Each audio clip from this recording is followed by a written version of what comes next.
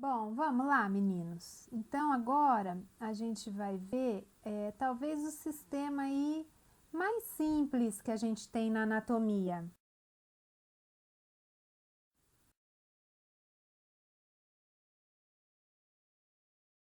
O sistema urinário, ele é o responsável pela eliminação da urina, e na urina a gente tem aí proteínas, lipídios, carboidratos que foram decompostos, a gente tem eletrólitos, a gente tem água que vão ser eliminados para manutenção desta palavrinha que eu sempre falo, que é a homeostase, que é o equilíbrio fisiológico.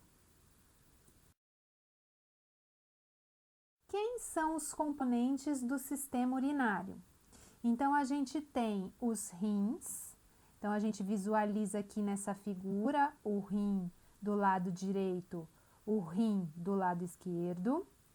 A gente tem os dois ureteres. Os ureteres, eles são esses canudinhos brancos aqui, esses tubinhos brancos, que vão chegar até a bexiga, que é o nosso órgão que vai armazenar a urina.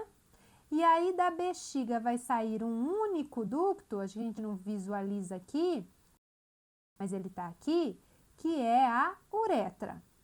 Então, eu tenho, dois rins, eu tenho dois ureteres, uma bexiga e uma uretra, ok? Então, o rim é um órgão que é responsável por retirar o excesso de água, de sais, o excesso de substâncias que precisam ser eliminadas através da urina. O rim, então, é um órgão par, é um órgão que está lá na região do abdômen, está pertinho da coluna vertebral, então ele fica lateral à coluna vertebral. Ele é um órgão que a gente chama de retroperitoneal. Então, falamos desta grande membrana que existe aqui na região do abdômen, que é o peritônio, que é aquela membrana que vai envolver os órgãos digestórios. Então, nós falamos lá no digestório do peritônio, que é essa membrana importante.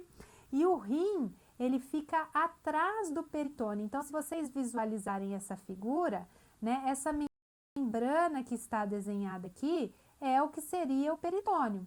Então, por exemplo, aqui eu vejo o pâncreas é um órgão retroperitoneal.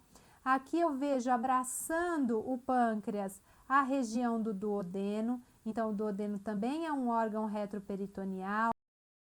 Vejo aqui a artéria aorta se dividindo nas ilíacas comuns.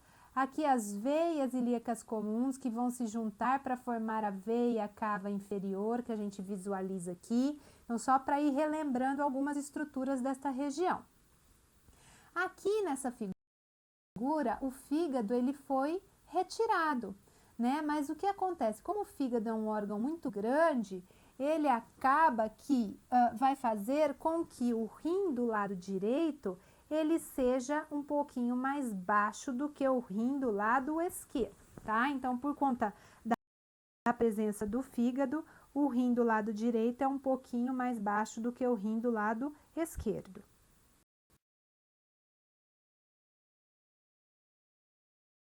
E aí, se eu isolar o rim ele é dessa forma, ele tem esse formato de feijão, né, que as pessoas falam. E aí, ele tem, então, uma borda que é uma borda maior, que é a borda lateral. Ele tem uma borda que é uma menor, que é a borda medial. Aqui na borda medial, eu tenho o chamado hilo renal. O hilo é uma região em que eu vou ter entrada e saída de estruturas. Então, no caso do rim, o hilo do rim, ele tem quais estruturas? Ele vai ter a artéria renal, ele vai ter a veia renal e ele vai ter o ureter, ok? Então, são as três estruturas principais. Além disso, eu tenho nervos e tenho linfáticos que passam pela região do hilo renal. Visualizando de uma outra forma, ó, a artéria aorta, a veia cava inferior, o rim do lado direito, o rim do lado esquerdo, e eu vejo aqui o rim, ele tem dois polos, duas extremidades. Então, o polo superior e o polo inferior. No polo superior, eu tenho a presença, então, das chamadas glândulas suprarrenais. Então, a gente vai ver melhor essas glândulas lá na aula de endócrino, ok? Então, aqui, as glândulas suprarrenais vão estar aqui na região chamada de polo superior do rim. E como funciona, então, a vascularização do rim? A artéria renal, ou as artérias renais, ó, a gente visualiza aqui na figura, elas são ramos passando por trás aqui da veia cava inferior, elas são ramos da artéria aorta. As veias renais, ó, a gente visualiza aqui e visualiza aqui, são veias que são tributárias da veia cava inferior. Então, na verdade, o que acontece é que o sangue, ele entra na aorta, ele vai para a artéria renal e vai ser filtrado no rim. Então, na verdade, o rim, ele filtra o sangue e retira, vamos dizer assim, as impurezas para formar um filtrado do sangue, que é a urina. Se eu fizer um corte no rim, eu visualizo desta forma. Então, a gente tem aqui, ó, a artéria renal se dividindo. Então, esse sangue, ele vai passar por toda aqui o parênquima do rim, né? Toda a região do rim. E vai ser filtrado. Quem são as estruturas anatômicas que existem no rim? Então, eu tenho primeiro aqui, ó, uma casca, e casca sempre é córtex. Então, o córtex renal, e o córtex renal, ele lança algumas projeções aqui, que são chamadas de colunas renais. Estas colunas, elas estão junto com essas estruturas triangulares, no que a gente vai chamar de medula renal. Então, esta parte aqui mais periférica é o córtex renal, e esta região aqui é a medula renal. Na medula, eu tenho estas estruturas triangulares, que são chamadas de pirâmides renais. Então, aqui são as pirâmides renais.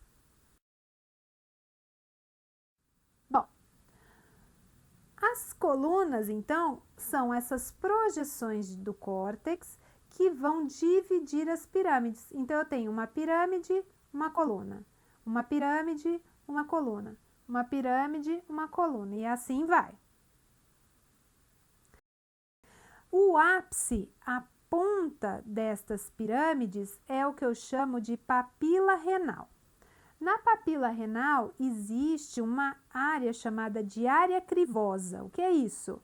É uma área em que eu tenho vários furinhos, crivos, né? Vários furinhos. E aí o que acontece? A urina, quando ela passa aqui nesta região, ela já está pronta. Então, quem vai fabricar, sintetizar a urina são as pirâmides, a região das pirâmides. E aí, quando ela passa aqui pela papila, ela já está pronta e ela vai fazer agora caminhar por estas estruturas aqui.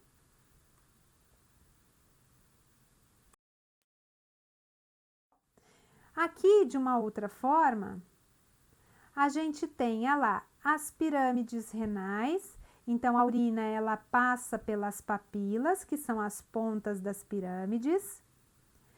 Depois, elas vão desembocar numa primeira região que está ali na seta, que é chamada de cálice renal menor. Depois, quando eu faço a união de 2 ou 3 cálices, então aqui eu tenho um cálice menor, aqui eu tenho um cálice menor, aqui eu tenho um cálice menor. Quando eu faço a união desses cálices menores, eu formo o chamado cálice maior. E a união dos cálices maiores formam o que eu chamo de pelve renal. Olha lá.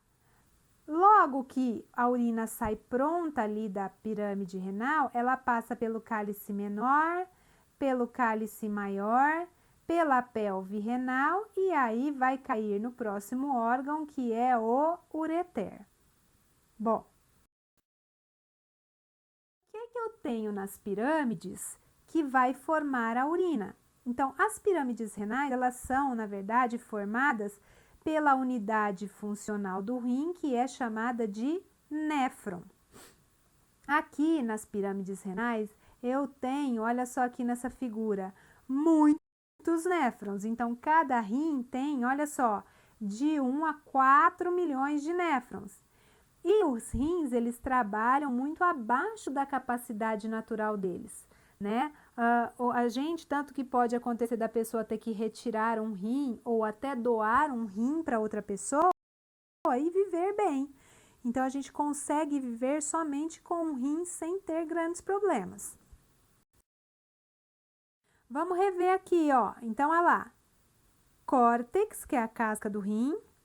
Coluna, que são as projeções do córtex, pirâmide renal, papila renal, cálice menor,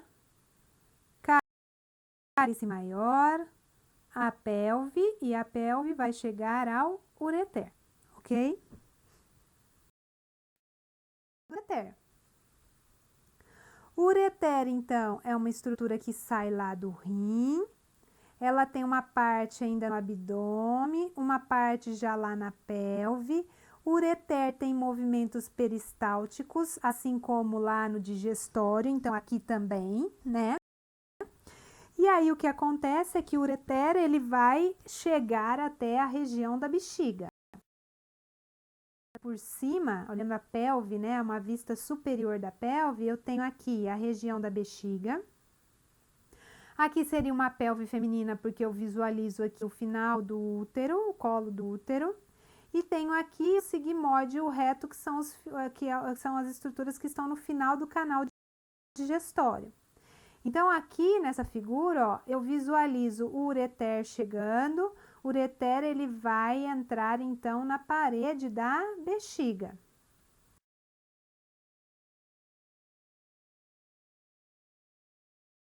Quando ele chega na parede da bexiga, olha só, aqui é como se fosse a parede da bexiga, o ureter chegando, ele chega de forma oblíqua. Por quê? Porque eu preciso aqui impedir que a urina que está dentro da bexiga, ela volte para o ureter. Ela não pode voltar para o ureter. Então, este ureter, ele entra de forma oblíqua pela parede da bexiga para formar como se fosse uma válvula nesta região. E aí, esta válvula vai impedir o refluxo da urina que já está dentro da bexiga para dentro do ureter.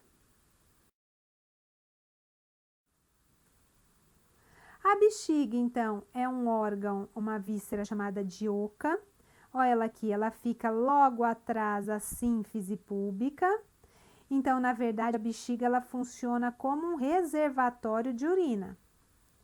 E como ela é um órgão muscular, então, quanto mais urina eu tenho dentro da bexiga, mais ela vai aumentando o seu tamanho.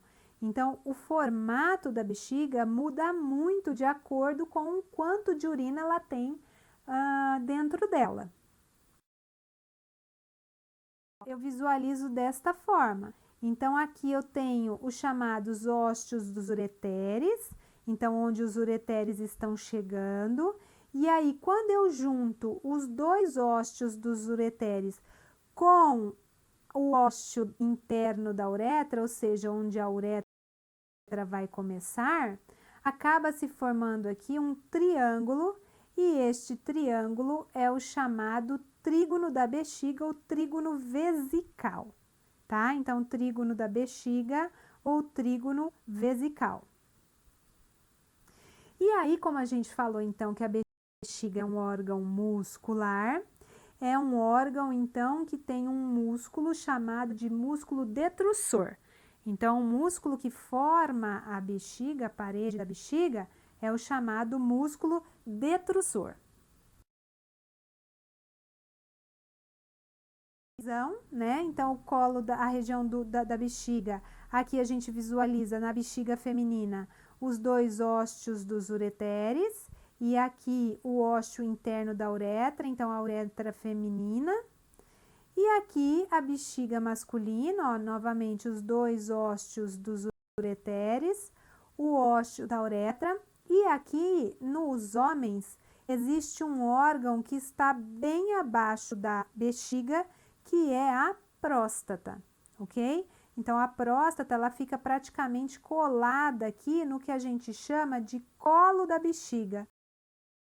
Porque o colo da bexiga, ó, aqui no caso da bexiga feminina, é esta região de conexão entre a bexiga e a uretra.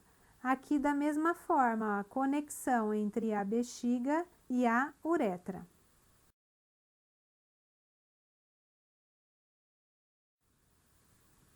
A uretra é, então, um tubo que vai levar a urina para a região externa através de um processo que a gente chama de micção.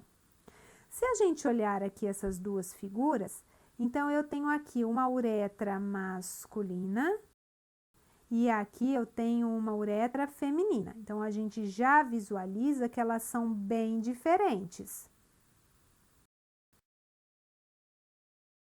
Uretra masculina, numa outra visão aqui, olha só, ela tem aqui a passagem por dentro da região da próstata, depois por dentro da região do pênis e, portanto, a uretra masculina, ela vai fazer parte tanto do sistema urinário para a micção, quanto do sistema reprodutor para a ejaculação do sêmen. Bom, que mais? A uretra do homem, ela é muito mais longa que a uretra da mulher. Então, aqui o que acontece é que a gente tem lá na região de contato da uretra com a bexiga um esfíncter, que é aquele músculo que vai fechar a uretra e fazer com que o xixi não saia. E este esfíncter, ele é involuntário, ou seja, a gente não vai conseguir segurar, né? Não vai conseguir fazer funcionar. E existe aqui, ó, nesta região, um outro esfíncter, que é o esfíncter voluntário. Então, quando o homem, por exemplo, está com vontade de fazer xixi, fica segurando o xixi, é esta região aqui que a uretra vai se fechar para que o xixi não saia até o homem chegar no banheiro. É esta região, este músculo aqui, que ele vai aprender a segurar quando está tirando a fralda do bebezinho, ok?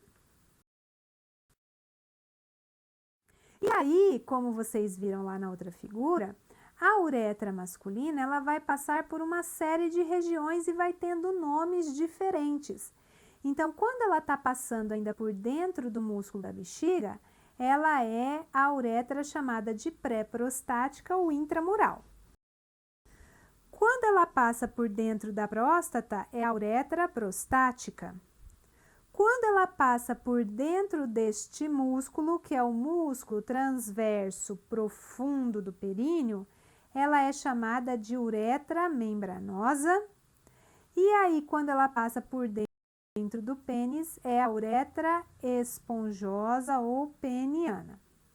E aí, lá no finalzinho da uretra, a gente tem um outro ósteo. Ósteo é sempre buraco, que é o ósteo externo da uretra. Bom, e a uretra feminina? A uretra feminina, ela é muito mais curta que a uretra masculina. ela é parte somente do sistema urinário, ela não faz parte do sistema genital. E o que existe aqui, nesta região mais externa também, é o chamado esfíncter externo da uretra. Então, se vocês viram lá no masculino, aqui a mulher ela tem esse mesmo músculozinho, que é o músculo transverso do períneo. Então, essa região que é o espaço profundo do períneo, onde tem esse músculo para fechar a uretra para que a mulher não faça xixi sem estar devidamente preparada para isso. Bom, a uretra feminina, por ser mais curta, o que acontece é que essa característica anatômica, explica, por exemplo, porque a mulher ela tem muito mais infecção urinária que o homem. Porque vocês imaginem que é muito mais fácil uma bactériazinha, um fungozinho sair aqui da região da vulva, da genitália externa feminina, entrar pela uretra e chegar até a bexiga na mulher do que no homem. Então, no homem tem que passar por toda a uretra peniana, depois passar pela uretra prostática para chegar lá em cima na bexiga. Então, esse fato da uretra feminina ser mais curta explica o porquê é que as mulheres normalmente têm mais infecção urinária do que os homens, ok? E só para explicar aqui o processo de micção, então a gente imagina que como o rim ele está fabricando urina o tempo todo, o sangue está passando pelo rim o tempo todo e o rim está filtrando o sangue e formando urina. Então, eu preciso de um órgão para armazenar esta urina que foi formada. Então, a urina entra nos ureteres, chega até a bexiga e a bexiga vai enchendo, vai enchendo, vai enchendo, até que eu tenho o estiramento desse músculo. E aí, aqui, o que existem são alguns receptores que mandam a informação para o sistema nervoso. Olha, sistema nervoso, a bexiga está cheia. Preciso fazer xixi. E aí o que acontece? Aquele esfíncter interno que está próximo ao colo da uretra, ele se abre e a urina começa a entrar na uretra. Mas aí a gente tem esse esfíncter voluntário e aí a gente aperta o esfíncter voluntário e fica segurando o xixi, não é isso? Então, são músculos que estão numa região chamada de espaço profundo do períneo, que vão apertar a uretra e aí a gente fica segurando o xixi até na hora que a gente chega no banheiro. Aí a gente relaxa esses músculos aqui para poder liberar a urina para passar na uretra e fazer então o processo que a gente chama de micção, ok?